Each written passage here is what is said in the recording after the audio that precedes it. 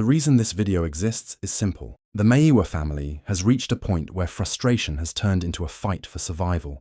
They've watched this trial twist, bend, and contradict itself for years. And now they're speaking openly about their dissatisfaction with how the court is running. They believe the 5 accused are not the real suspects. And when you look at the chaos surrounding this case, it's not hard to understand why. The investigation was compromised from the very first night. A contaminated crime scene. Conflicting statements from officers who were supposedly working together. OB entries that vanished. SAP-13 and SAP-22 registers that don't match. A firearm that appeared years later under circumstances that raised more suspicion than clarity, and the infamous Docket 375, pointing to a completely different set of suspects, exposed the internal war within the police. A war that buried the truth under politics and incompetence. The prosecution walked into court with a narrative held together by tape and hope.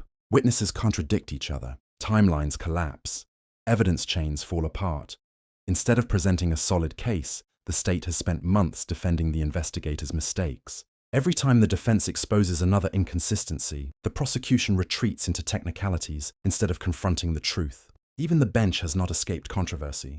Decisions that should bring clarity often deepen confusion. Rulings raise more questions than answers, and the public has watched moments where the court appears more irritated by the exposure of contradictions than concerned about the contradictions themselves. A courtroom is supposed to protect the truth, but in this trial, the truth has been forced to fight for air.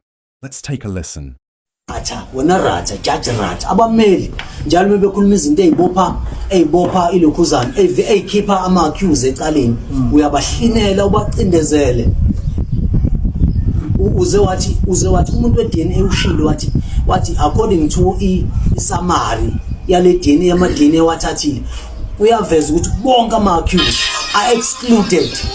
Ningazosibalela lo 2% late khona u2% one lo 2% wawubala uyavela vele labo 2% angabebala lezi zinto zakho kodwa mesenzi summary yakho kuyavela ukuthi akekho ayikhona kulabo bantu urathi uthi wena rathi uthi iDNA ayikho accurate usuphisa ama experts Meiwa ubhuti kaSenzo Meiwa ngithanda ukubonga kakhulu kubantu abebefikile ekhaya ngomhla ka-18 ukuzo strategize ngale march ezoba khona about justice for Senzo. Imarch izoba khona ngomhla ka-19 May next month. Sibonga kakhulu kwabenza ama-donations kakhulukazi laba abangakwazanga ukufika kodwa benzile ama-donations. Sibonga kakhulu. Sicela uNkulunkulu njani asibuseleni nonke. Another thing, since sibonile ukuthi state asiyimisele neze ukuthi siveze iqiniso kuleli cala. As ifamily ngihambile ngavula icala ngomhla ka-3 kuMarch defeating the ends of justice elilwa nalento eyenzeka lapha ecourt elilwa noGininda elilwa noBaloyi noMjiyakho. Leyo case sifisa ukuthi baphenywe bonke labantu aba-involved kuleli cala. Ukhona nenye case futhi evule uBaba uZungu, icase yokuthi naye kwathathwa istatement sithathwa uGininda. Leso statement sabhalwa uyena uGininda but sazosayiniswa uBaba uZungu ngento angazange ayikhulume yena. So zonke lezi zinto angeke sikwazi ukuyimela siyibuka zenzeka. Asikwazi ukuthula sibuke kuthathwa abantu abangenzanga lutho bezofakwa ecaleni. Bebekhona abantu abalenza icala uzosulela ngabe icala ngoba kuprotectwa umuntu othize. Ngeke sibuke kwenzeka into kanjalo. So amanye amacala lamacala u2 ezinye zezinto esimacha phezukwazo. So sizosebenzisa ipage elithi izwi likaSenzo. Leli page liku TikTok ilona esobe si-update ngalo umphakathi izinto ezenzakalayo ecaleni ukusukela manje. Ngiyacela ukuthi ni share ukuze lifinyelele kubantu abaningi. Thank you so much. Sanibona. Igama lami uSifiso Meyiwa. Ubhuti kaSenzo Meyiwa. Siyacela ukuthi South Africa yonke, umphakathi waseNingizimu Afrika, bonke abangakwazi ukuthi basupporte babe nathi mhla 19 kuMeyi sizobe siye e-Union Buildings ePretoria ngo-10 la sohlangana khona sihambise memorandum mayelana nezikhalazo yecala likaSenzo eselithatha isikhathi eside lingasolveki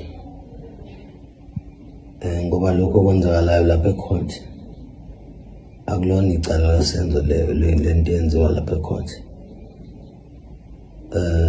Siyokhalaza ngoba manje sikhulumile no NPA, sakhuluma no Minister of Police, sathumela futhi incwadi no ku Chief Justice, but abakaze basiphendula, bavele ba decide ukusiziba bangasiphendula. So manje sithi asiye la abaphethwe khona, la inqumo ezithathwa khona ukuze sireporte khona ngoba manje siyabona ukuthi kuthulekile, asikwazi ukuthula sibuka kuboshwa abantu abangenzanga icala, sibe sibazi abantu abalenzile icala. Siyodemanda ukuthi wenze ubulungiswa, wenze into eyiyona yona. Labantu abase court njengamanje abazi lutho kuleli cala. Sifuna the right people to be arrested. Kuyisifiso sethu ukuthi futhi our NDPP ayifundi docket, because I've noticed ukuthi akana information ngaleli cala. Siyafisa ukuthi afunde indictment kuleli cala leli case 636 uzobona naye ukuthi le nto enzeka lapha ecourt ihluke kakhulu nalento ebhalwe ku-indictment mayelana nalo case 636 lo secourt manje. Singajabula kakhulu ukuthi abantu base-South Africa baseseke, sibe khona sonke ukuhambisa lezi zikhalazo nalento yenziwa ijaji ebuhlungu kakhulu ukubona ijaji lithatha inqumo singakaze siyibone ithathwa amajaji, izinto engavumelekile kodwa zenziwe zivumeleke kule court. Ziningi izinto ezenziwa lapha ecourt engekho emthethweni kodwa kule court ekhona kuleli cala zithathwa njengento normal nje. Hayi sekwanele manje, sekwanele. After exhausting every official avenue, letters, meetings, hearings, appeals, the Meyiwa family has reached the final step. They are taking their grievances directly to the Union Buildings. They will deliver a memorandum outlining every failure, every contradiction, every unanswered question that has turned this trial into a national embarrassment. This is not a symbolic gesture. This is a last resort. When every door that should have opened stayed shut, they decided to take their message to the highest one left. Before anything else, it needs to be said, this march didn't organize itself. It was built by people who refused to let the Meyiwa family fight alone. The organizers stepped up when institutions stepped back, and their work is the reason this movement has a heartbeat. To the organizers, thank you. To everyone watching, sharing, questioning, and refusing to look away, thank you. Your attention is pressure. Your voice is accountability. And to everyone joining the march, thank you for choosing to stand with the Meyiwas after they've exhausted every avenue and still received no answers. That's why they're delivering their memorandum. Because enough is enough. Your presence matters, your support matters. And on the 19th, the Meyiwa family will not walk alone.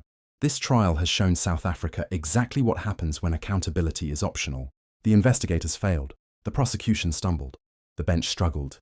And the family paid the price. Now the memorandum is coming. The march is coming. And the pressure is rising. If the system won't fix itself, the people will force it to. If this story has touched you, moved you, or shaken you, then step forward. Stand up, show up, come out in your numbers, and help carry the weight this family has carried alone for far too long. This march is a peaceful demonstration organized to demand justice for Senzo Meyiwa and accountability from the relevant authorities. The event is not affiliated with any political party or organization.